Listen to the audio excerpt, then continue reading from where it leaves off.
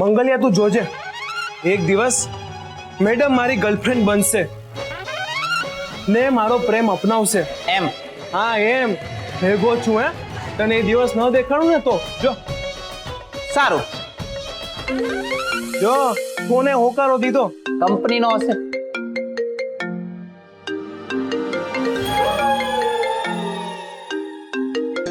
મંગલિયા આ જો તારી ભાભીનો ફોન છે.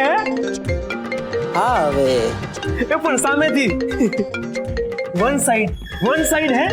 મળી જઈશ. ટુ સાઈડ છે આ, ટુ સાઈડ. ચાલે હવે. Hello madam. મેડમ તમે પરફેક્ટ ટાઈમ પર ફોન કર્યો છે. ના સમજાયું. એ પછી આમ ટાઈમ મળશે ને તો આઈ એક્સપ્લેન યુ હે. પણ madam thank you so much phone કરવા માટે. મારો ભાર હળવો થઈ ગયો હે. મને એમ કે તમે કાલ રાતની વાતનું ખોટું લગાડીને બેઠા હશો. No Keshav, we are very very very good friends. જો good friends. Hello Keshav. Hello, are you there? Phone ચાલુ જ, હવે વાત કર. હા બોલો મેડમ. કેશવ, મારે જડ કુરિયર કરવાનું છે. કાલે તમે કહ્યું હતું ને, તમને યાદ હોય તો. અરે યાદ છે ને મેડમ. એ તમે કઈ બોલો ને હું ભૂલી જાઉં એવું બને? યાદ છે. તો આપણે કામ કરીએ, I come to your house outside અને પછી આપણે ત્યાંથી કુરિયર કરવા જતા રહીએ. હે Really? Best. Then 30 minutes. Done? હા ડન. Alright. કામ મંગલિયા શું સમજેશ તું તારા ભાઈને? હે આલ્યો માલ્યો હે તારા ઘરની સામે તારા ભાઈને મળવા બોલાવે છે. પેલું ગોમતીનું જળ કુરિયર કરવાનું રહી ગયું છે ને, તો કુરિયર કરવા જાય છે તારા ભાઈ ભાભી. પણ એ તો એને કાલે જ કુરિયર કરી દીધું તું. આ શું ફાંકા ઠોકે છે? તારી સામે તો ફોન આવ્યો ને મંગલિયા બળતર કરવાનું બંધ કર. હે ચાલ હું જાઉં છું. હવે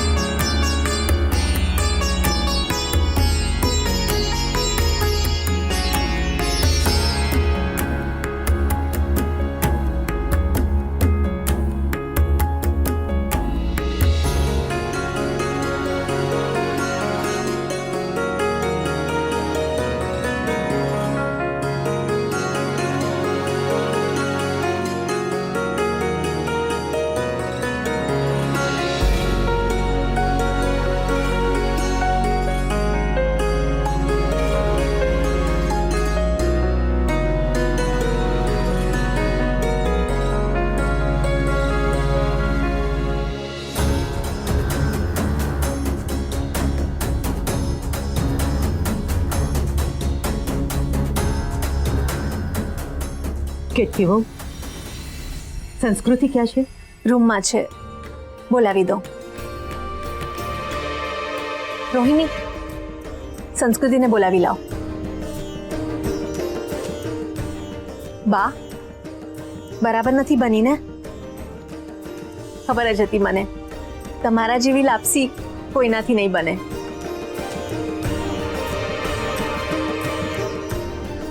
જી બા. બહાર જાય છે? માર્કેટમાં થોડી વસ્તુ લેવા. તમે લાપસી ટ્રાય કરી બા? મારી પાસે આવ.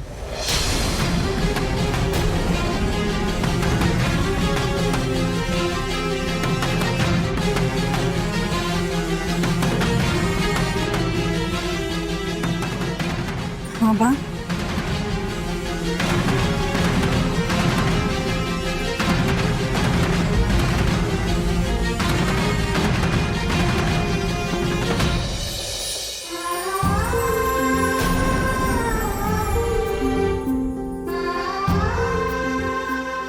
ગુજરાતીઓ લાપસીને શુકન માને છે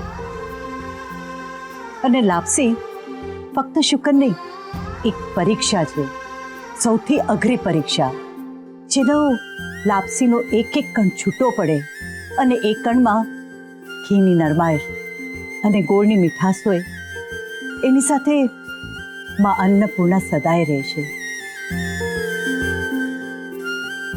તારી જે ધગશ છે એ જોઈને લાગે છે કે તારી માએ તને બહુ શીખવાડ્યું છે.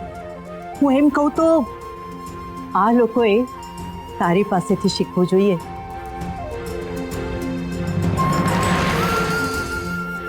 કેતકી બહુ, હું તમને અને રોહિણીને હું લાપસી બનાવતા શીખું છું, પણ હજુ સુધી તમે શીખ્યા નહીં. ત્યારે આ છોકરી પહેલી વાર અસલ મારા જેવી લાપસી બનાવી શકી છે. બેસાડી લ્યો ખોળે ભાભી, પછી તો તમારે જાતે જ લાત મારીને ઘરની બહાર ભગાડવાની છે.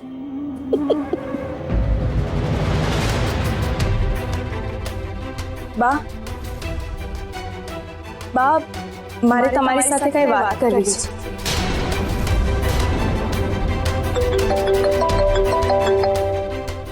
બા, મારી બનાવેલી લાપસી તમને ભાવી એ મારા માટે બહુ મોટું સર્ટિફિકેટ છે, રિયલી.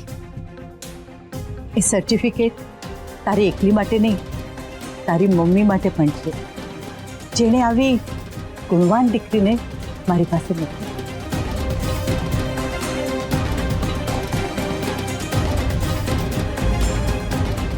બા, હું થોડી વારમાં આવી જઈશ. જાઉં? જા.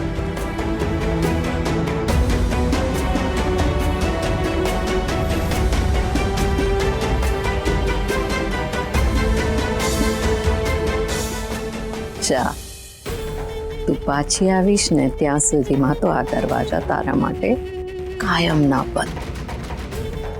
પછી તો તારે બહાર જ રહેવાનું છે.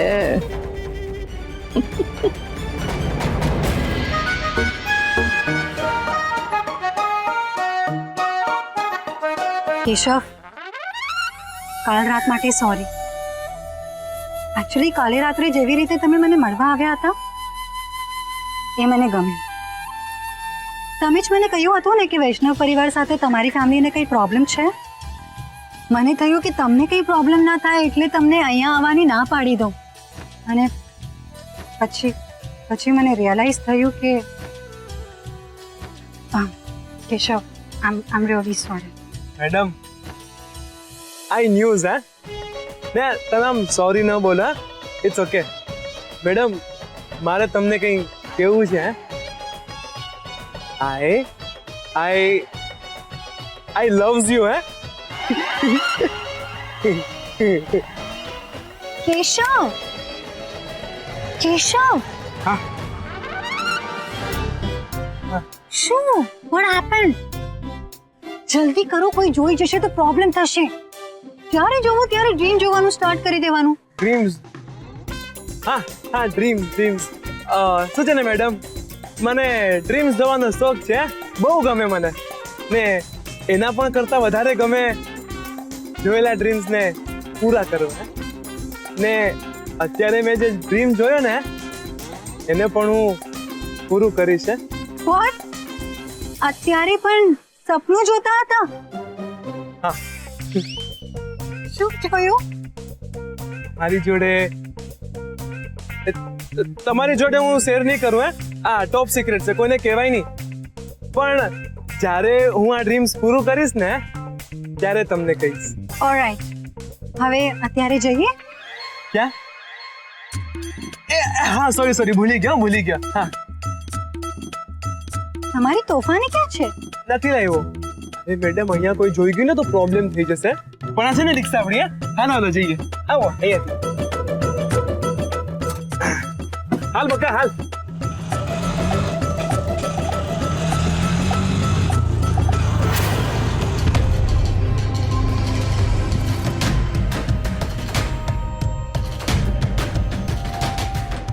આ કે બા જોડે જુઠ્ઠું શું કામ બોલ્યું? જાણવું પડશે અને બાને જણાવવું પણ પડશે.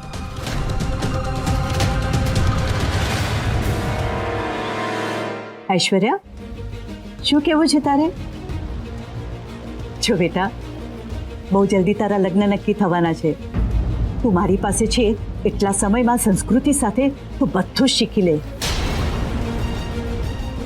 સાસરે જઈને તારે રસોડું સંભાળવાનું છે, અને જે સારી રીતે રસોડું સંભાળી લે એ બહુ સારી રીતે પોતાનો સંસાર પણ સાચવી લે છે.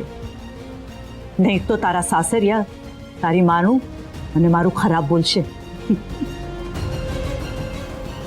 બા બા મારે તમને કંઈ કેવું છે. બોલ ને બેટા, બોલ, શું કહેવું છે તારે? બોલતી કેમ નથી?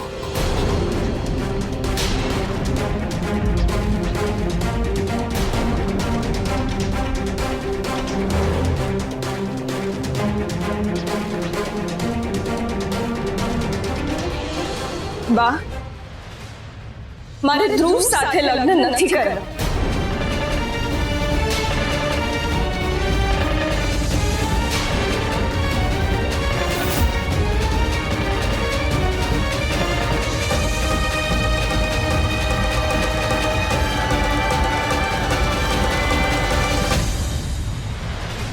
બા બા હું વાત કરું છું એની સાથે.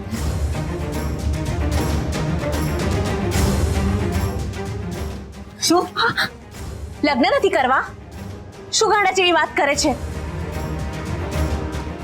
અરે આટલું સારું ઘર મળ્યું છે, કુંડળી મળી ગઈ છે, લગ્ન નથી કરવા તો પછી શું કરવું છે તારે? કુંવારા બેસી રહેવું છે? અરે પાળમાન બાનો, પાળમાન તારા થનારા સાસરિયાનો કે તને આમ હોશે હોશે સ્વીકારી લીધી છે. અને બુદ્ધિ છે તારામાં? હા, જ્યારે આમ નસીબ ખુલે ત્યારે તને લાત મારીને જવું છે? જો ઐશ્વર્યા, આજ પછી જો તે આવી વાત કરી છે ને તો મારાથી બુંડું કોઈ નહીં હોય.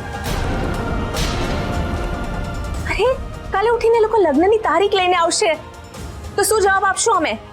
મમ્મી, મને એકવાર તમે લોકો પૂછો તો ખરા કે મારે શું કરવું છે, મને શું જોવે છે, મારી શું ઈચ્છા છે. જે નક્કી થયું છે ને એ તારા હિતમાં જ નક્કી થયું છે. અને જો આજ પછી તું બાની સામે બોલી છે ને તો મારાથી નહીં થવાનું થઈ જશે ઐશ્વર્યા.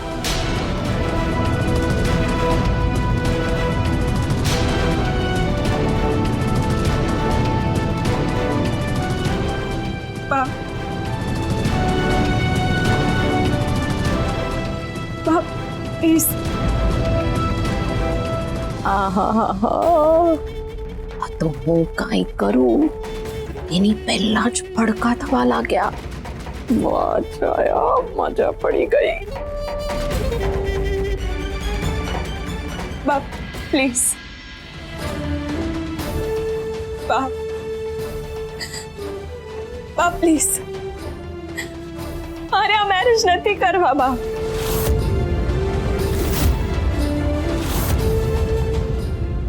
અને જે વાતમાં મારો કોઈ વાંક જ નથી એ વાતને લીધે વારે ઘડીએ મને નીચું દેખાડવામાં કેમ આવે છે? મારી આવી અવસ્થાને લીધે કોઈ મને અપનાવી મારા પર ઉપકાર કરી આ ભાવના સાથે કોઈ બંધનમાં નહીં જોડાઈ શકું બા. મારી લાઈફમાં કંઈક કરી બતાવું છે બા, અને એ બધું ખાલી તમારા સપોર્ટથી જ પોસિબલ છે, કોઈની દયાથી નહીં. પ્લીઝ બા.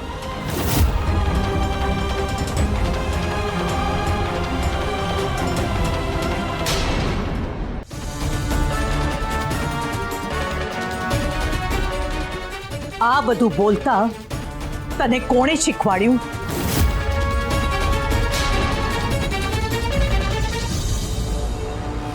હું કહું ને ભાભી, હું કહું. હા, આજુ પ્લીઝ ઐશ્વર્યા, તું જઈને બાને કહી દે કે તું ધ્રુવ સાથે મેરેજ કરવા નથી માંગતી.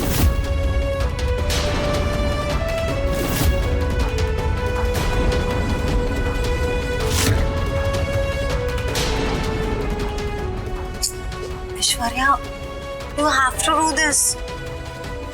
Just go talk to Ba. Tell her.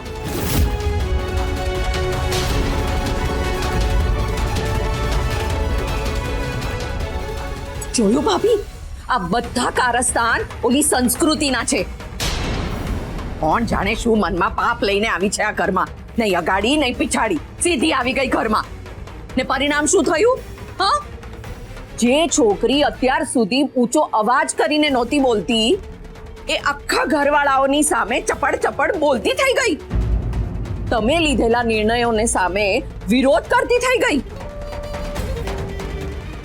એ તો પાડ માનો દ્વારકાધીશનો કે આ બધું હાલતું તું ત્યાં હું પહોંચી ગઈ અને એની કારસ્તાની રંગે હાથ પકડાઈ ગઈ.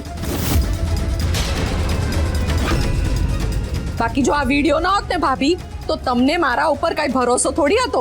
મારા કરતા વધારે તો તમને પેલી પારકી છોકરી પર ભરોસો છે.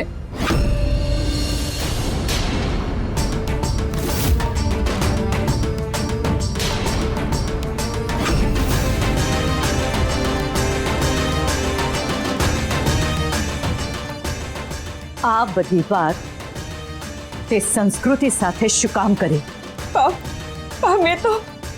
મેં તો ખાલી ચૂપ રે. પારકા અને પોતિકાની ગતાગમ છે તને? તારા હિતમાં કોણ વિચારશે? બા કે પછી પેલી પારકી છોકરી? આટલી મહત્વની વાતમાં સાચું કોણ? બા કે પછી સંસ્કૃતિ? તને તારી તકલીફે જેટલી પીડા આપી છે એના કરતા અનેક ગણું દુઃખ એ મને આપે છે. તારા મા બાપને તારું જેટલું ટેન્શન છે એના કરતા અઢળક ચિંતા મને થાય છે. મારા જીવતા જીવ તારો સંસાર મંડાઈ જાય એ જ મારી ઈચ્છા રહી છે. સવાર સાંજ ઉઠતા બેસતા ખાતા પીતા તારા માટે છોકરો ગોતવા સિવાય બીજી કોઈ વાત મારા મનમાં નથી આવતી. અને આજે ત્યારે એક સુંદર ઘર મળ્યું છે ત્યારે પેલી છોકરીની ચડામણીમાં આવીને તું સંબંધ તોડવાની વાત કરે છે. અરે ભાભી આખે આખો વાંક ઓલી છોકરીનો જ છે. ઘરમાં આવીને તમારી પીઠ પાછળ છરો ભોક્યો છે. રામ જાણે કેટલું હજી તો હશે એના મનમાં. બસ છાયાબેન, એકની એક વાત 100 વાર કરવાની જરૂર નથી. 100 વાર બોલો તોય અળસ્યું અળસ્યું રે અને અજગર અજગર. સંસ્કૃતિને શું સજા આપવી એની મને ખબર છે. અને તું કાન ખોલીને સાંભળી લે. ભગવાને તને જે ઓછપ આપી છે એને જો સ્વીકારી લઈશ તો મળતો અહોભાવ અપનાવી શકીશ. તારા લગ્ન ધ્રુવ સાથે થશે અને હવે એના વિશે બીજી કોઈ વાત નહીં થાય. કેટકી વહુ, હમણાં ને હમણાં સંસ્કૃતિને બોલાવો.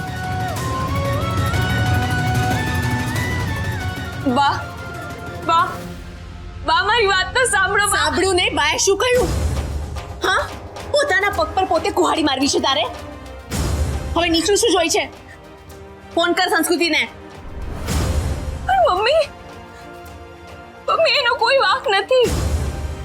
અને ફોઈબા, હું સાચું કહું છું. ફોઈબા, તમને ખોટું લાગી રહ્યું છે. હું તો ખાલી એની સાથે. મોઢું બંધ રાખ અને ફોન લગાડ, નહીં તો બા ખાઈ જશે. કર ફોન.